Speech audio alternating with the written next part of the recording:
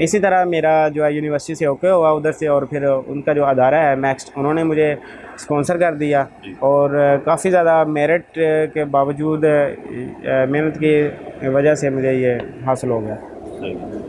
Back scholarship अच्छा, अल्हम्दुलिल्लाह। Maths में आपसे पूछते हैं कि इनको स्कॉलरशिप के बारे में, कि इन्होंने कब एफर्ट शुरू की, इनको क्या चैलेंज आए और इनको क्या वहाँ फैसिलिटीज़ मिल रही हैं। बिस्मिल्लाहिर्रहमानिर्रहीम।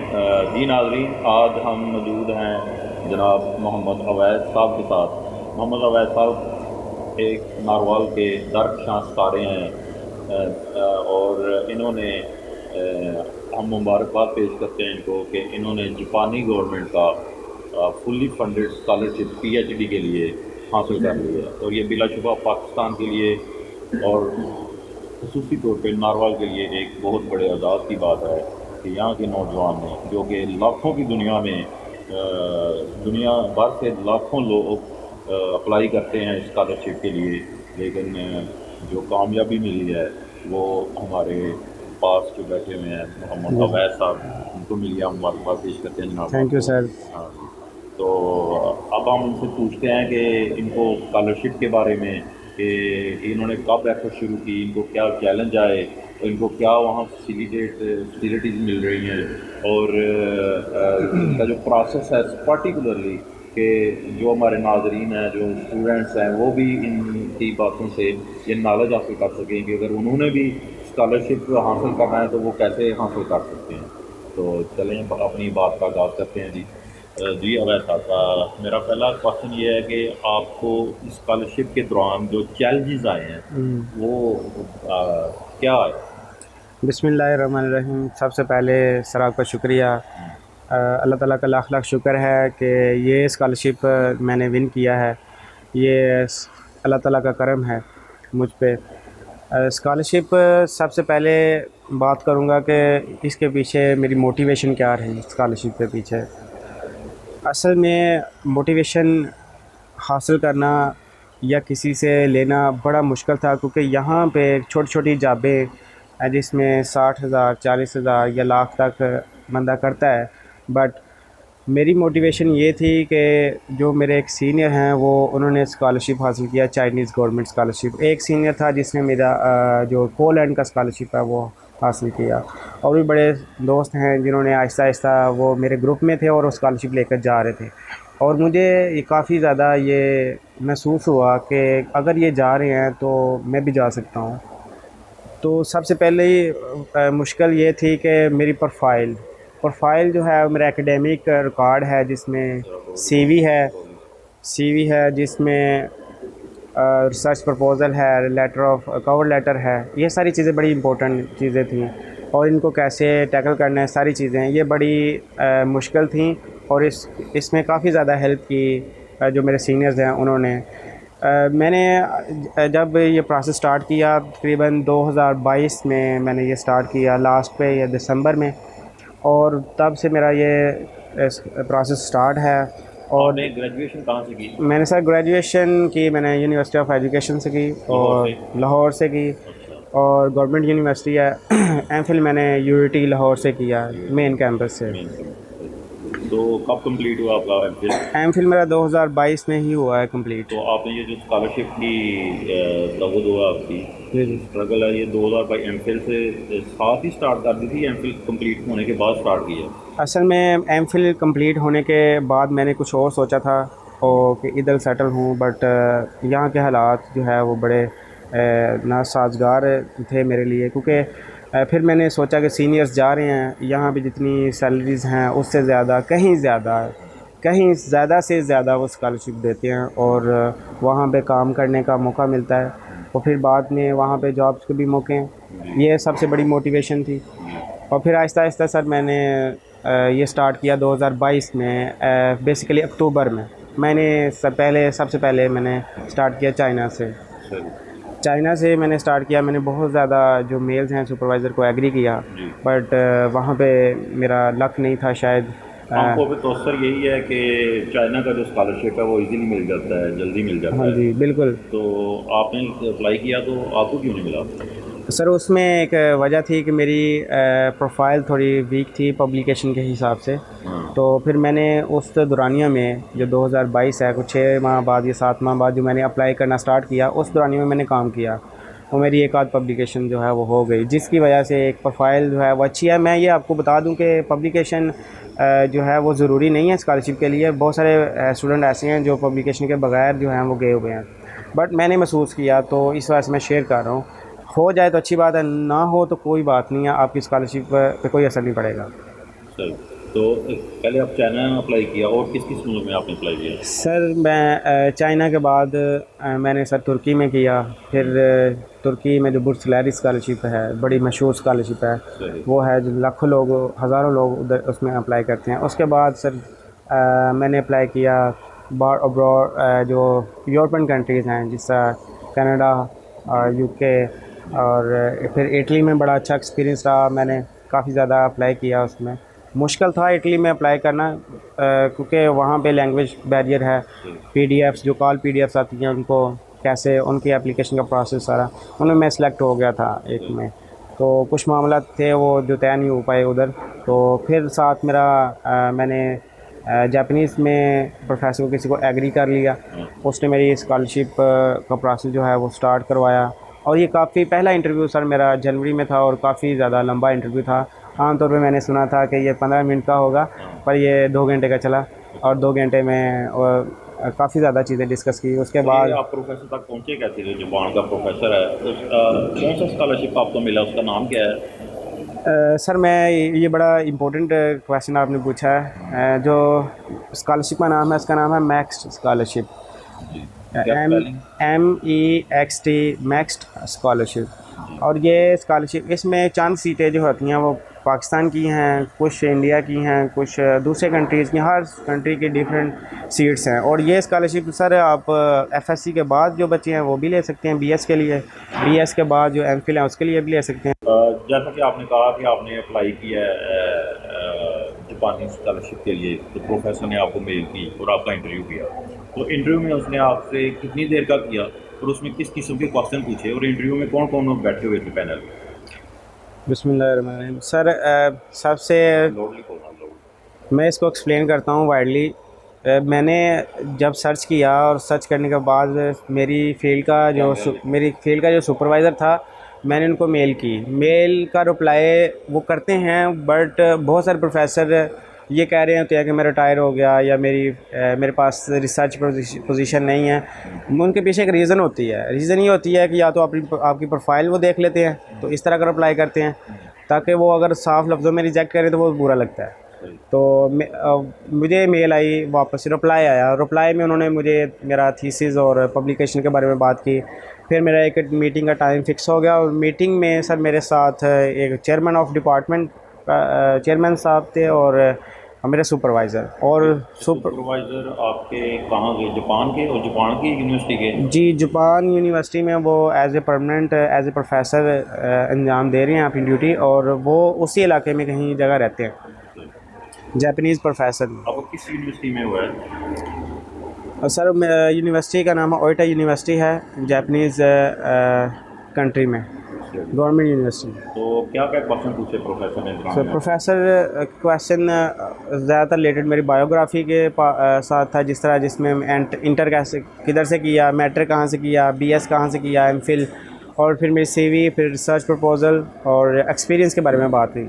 एक्सपीरियंस मतलब? एक्सपीरियंस वो कह रहे थे कि आप यहाँ पे जो अल-शिफा इंस्टीट्यूट ऑफ हेल्थ साइंसेज है, ये अदारा कैसा है। मैंने उनको एक्सप्लेन किया कि ये यूनिवर्सिटी टाइप अदारा है, और यूनिवर्सिटी के जैसे प्रोग्राम होते हैं, जिस तरह फार्मेसी है, DPT है, मैथमेटिक्स है, कंप्यूटर साइंस है, और भी प्रोग्राम हैं यहाँ पे। और उनमें BS मैथ भी है, जिसमें ये चीज़ें डिस्कस की जाती हैं, और हायरिंग होती है मैथमेटिक्स इंस्ट्रक्टर की, लेक्चरर की।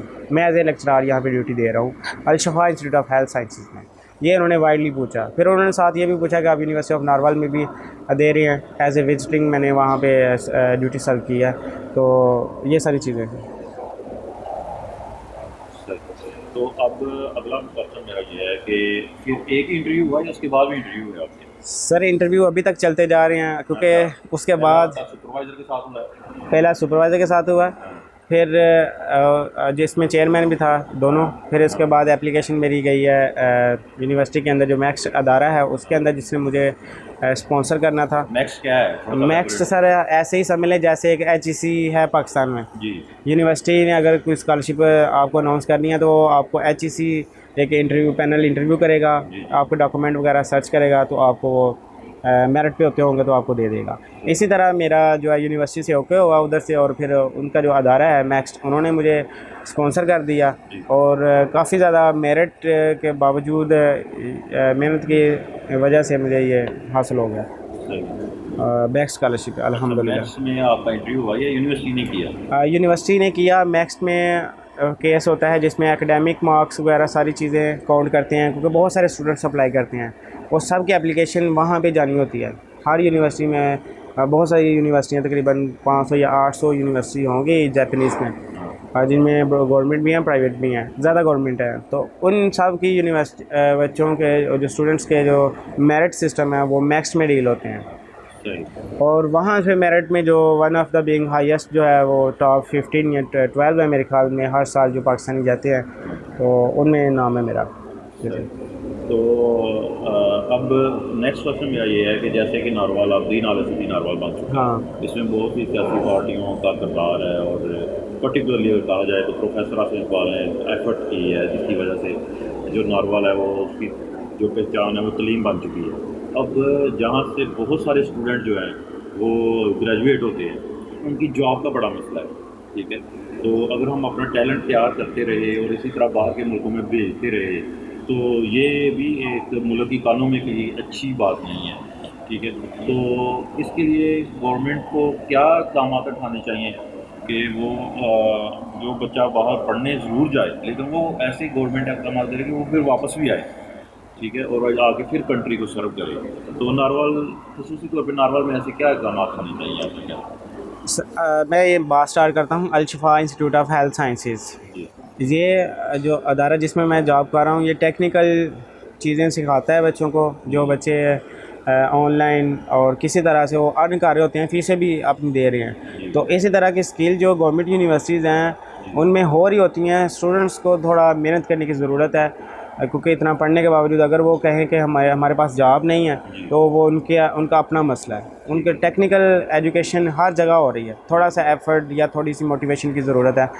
इसके अलावा मैं एक और इसकी सूरत यह है कि जिस तरह एक करतारपुर बना है नारवाल में, और UIT है, यूनिवर्सिटी ऑफ नारवाल है, और भी यूनिवर्सिटी भी आ रही है, युवास है, मेडिकल कॉलेज आ रहा है। ये बहुत अच्छा इक़दाम है सियासी पार्टियों का, जो हमारे सिटी को डेवलप कर रहे हैं, और अच्छा इक़दाम है। इसी तरह का एक सेंटर होना चाहिए स्कॉलरशिप के हिसाब से, जिसमें गवर्नमेंट उसको हैंडल करे, और ऐसी पॉलिसी बनाए कि स्कॉलरशिप पे बच्चों को भेजें, वो गवर्नमेंट भी आपको फ़ंड दे स्टूडेंट को, और बाहर से भी वो एजुकेशन जहाँ से ले रहे हैं वहाँ से भी स्कॉलरशिप लें और वापस आएँ। ऐसी को पॉलिसी जो है वो बनानी चाहिए। जो हमारे एक्सपर्टीज़ हैं, जो गवर्नमेंट हैं, जिस तरह HEC है, इसको फॉलोअप कर सकती है, वो जगह जगह हर सिटी में होने चाहिए। और इसके इकोनॉमी पे असर नहीं पड़ेगा, इसमें इकोनॉमी स्ट्रांग हो गई। उसकी वजह यह है कि अगर स्टूडेंट यहाँ से पढ़ रहे हैं, यहाँ पे सर्व कर रहे हैं, वो तो बहुत अच्छी बात है। और नई चीज़ कहाँ से सीखेंगे? नई चीज़ सीखने के लिए आपको ज़ाहिर सी बात है कि आपको अब्रॉड जाना पड़ेगा, जो डेवलप कंट्रीज़ हैं। इल्म हासिल खाद में चीज़ जाना है, ये बिल्कुल सल्लल्लाहु अलैहि वसल्लम।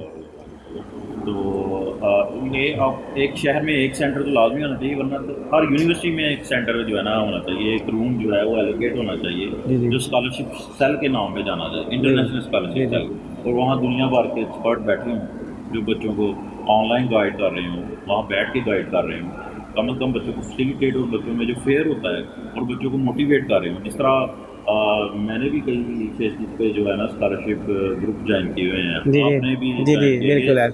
सोशल मीडिया का इक़्तिदार, आपको सोशल मीडिया से या मीडिया से क्या मोटिवेशन मिली स्कॉलरशिप के लिए? सर ये दौर ही सोशल मीडिया का है। जी इसमें अगर आप पीछे रहते हैं तो फिर तो नाकाम है। सोशल मीडिया से कनेक्ट रहना और उससे फ़ायदा लेना, फ़ायदे की चीज़ें लेना, ये ऐसे ही है जैसे आप कोई टेक्निकल एजुकेशन सीख रहे हैं। तो मैंने जितना भी सर्व किया, जितना भी मैंने सीखा है सोशल मीडिया से सीखा है। जी और सोशल मीडिया में हमारे जैसे, आप जैसे लोग बड़े बैठे हुए हैं जो फ़ीस भी ले मदद कर रहे हैं लोगों की। सही और बहुत सारे ग्रुप भी हैं और फ्री ऑफ कॉस्ट, 1 रुपया भी नहीं, और आपको वो गाइड करते हैं। तो कोई किसी एक दो ग्रुप का नाम लेना चाहें आप? जिसमें सर आपने एक ग्रुप है जिसमें आप पोस्टिंग कर रहे हैं स्कॉलरशिप के लिहाज से भी। एक पाकिस्तान स्कॉलरशिप लीग है और एक स्कॉलरशिप नेटवर्क है। जी ये दो स्कॉलरशिप जो है वो बहुत ही यहाँ से इम्पोर्टेंट। आप क्या मांग मिली इन ग्रुपों से आपको? सर जब भी ये मेरी सफ़र बड़ा लंबा है स्कॉलरशिप का, जब भी मैं डिसऑर्ड होता था, रिजेक्शन आती थी, जी जी तो मैं यहाँ पे जो लोग उस टाइम पे वो लोग जा भी रहे थे, कोई लोग वो अपनी पोस्टें पोस्ट किया करते थे ग्रुप में कि मैं इस कंट्री में हूँ, जी मेरा ये फ़ायदा, मुझे ये स्कॉलरशिप मेरी, मुझे इतनी स्ट्रगल हुई 2 साल 3 साल बाद। फिर मैं अपने आप को थोड़ा इम्प्रूव करता था कि मेरी गलतियाँ कैसी हैं, जी। क्या है गलतियाँ, तो फिर मैं उसको अबूर कर गया अल्हम्दुलिल्लाह। तो अब आप जा रहे हैं, आपके स्टूडेंट हैं इधर जो 7वें सेमेस्टर में हैं, उन्होंने आपको, मैं देख रहा था पिछले दिनों फेयरवेल भी एक ऑर्गेनाइज की है बड़ी ज़बरदस्त, आपको तोहफे तहत भी दिए गए हैं और उनके जज्बात भी आपके लिए, आप उनकी जिस तरह आप 2-4 साल से आप उनको पढ़ा रहे हैं, एप्लीकेशन हो चुकी थी, तो उनके लिए आप, आपका क्या प्लान है कि उनके लिए आप क्या करेंगे?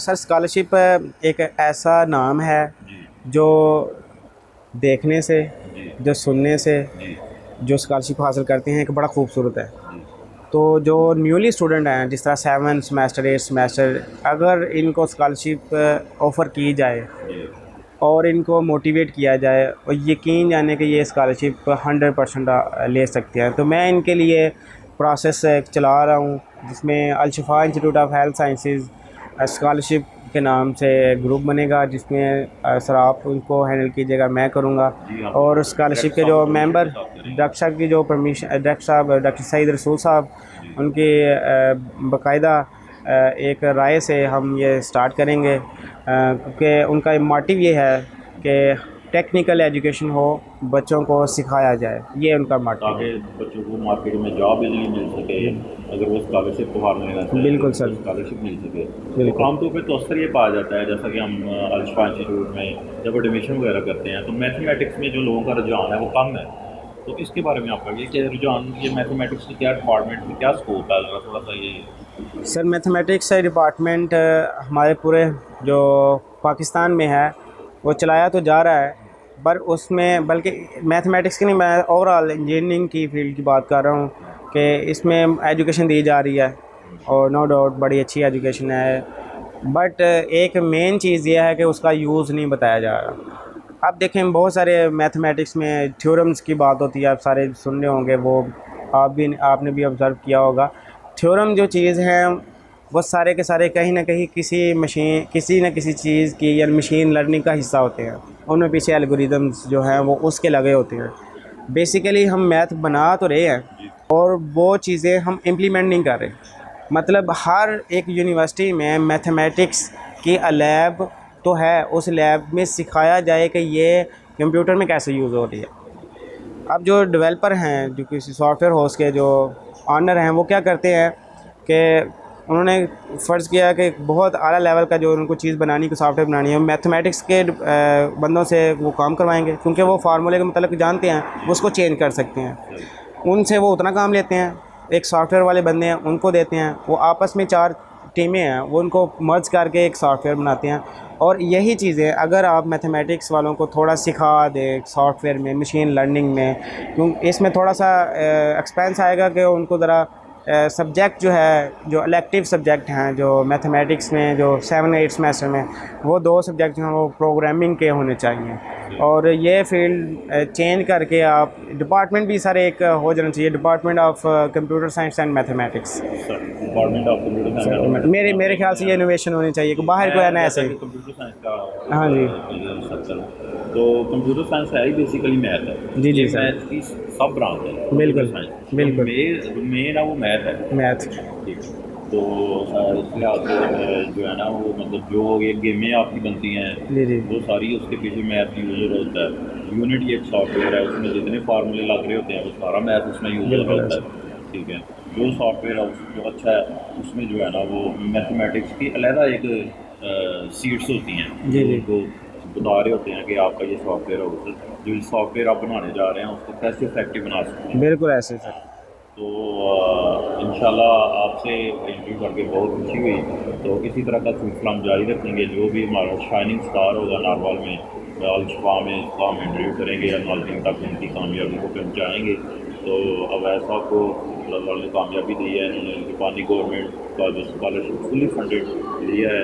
और कुछ देर बाद ये कह रहे थे कि मैं अपनी फैमिली को भी साथ ले जाऊँगा, ये और तो और बात है, वो भी जापानी गवर्नमेंट इनको स्पॉन्सर करेगी। तो इस तरह की बहुत ज़्यादा अपॉर्चुनिटी मौजूद है। ये जो तवसर है कि पढ़ने लिखने के बाद जॉब नहीं है, कोई अपॉर्चुनिटी नहीं है, आप बच्चों को काम में भेज दें, आप बच्चों को बाहर के मुल्कों में मजदूरी के लिए भेज दें। तो इससे कहीं बेहतर है कि वो आप स्कॉलरशिप के तौर पे बच्चों को बाहर भेजें और अपने ताकि वो वहाँ जाकर पढ़े लिखे और वापस आके अपने मुल्क को सरफ करे और मुल्क की इकानमी और पाकिस्तान दिन दुगनी और रात चुगनी तरक्की करे।